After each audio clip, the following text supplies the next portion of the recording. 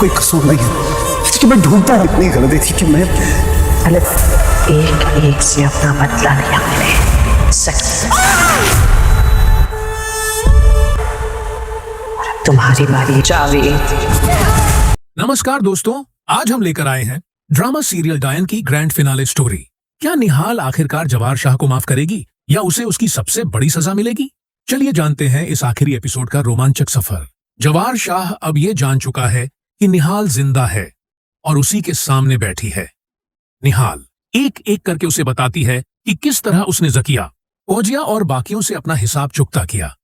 ये सुनते ही जवार शाह पूरी तरह बिखर जाता है और उसके सामने हाथ जोड़कर कहता है, निहाल, मुझसे बड़ी भूल हुई है, लेकिन यकीन मानो मुझे असली सच कभी पता ही नहीं था। निहाल ठंडी मुस्कान के साथ जवाब देती है, अब तुम्हारी सजा शुरू होगी। वह उसे जेल नहीं भेजती, बल्कि उससे उसकी सारी जायदाद और दौलत छीन लेती है, ताकि जवार शाह तन्हा और बेसहारा रह जाए।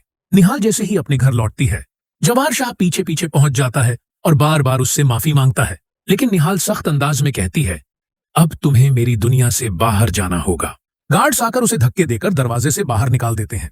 इसी बीच निहाल के पिता को असलियत का पता चल जाता है कि निहाल जीवित है। वह गुस्से में घर आता है और निहाल की मां पर दबाव डालता है कि वह तुरंत उसे तलाक दे, मगर इस बार निहाल की मां भी मजबूत होकर उसके सामने खड़ी हो जाती है। वह उसे थप्पड़ मारती है और गार्ड्स की मदद से घर से बाहर निकलवा देती है। आखिरी दृश्य में जवार शाह दरवाजे पर खड़ा दिखाई देता है। उसका चेहरा निराशा और हार से भरा है। कुछ दर्शक सोच सकते हैं कि शायद वह खुद को खत्म कर देगा, लेकिन कहानी वहीं अधूरी छोड़ दी जाती है। दूसरी तरफ निहाल अपनी मां के साथ अब उसी हवेली में रानी की तरह रहने लगती है, जहां कभी जवार शाह का राज चलता था।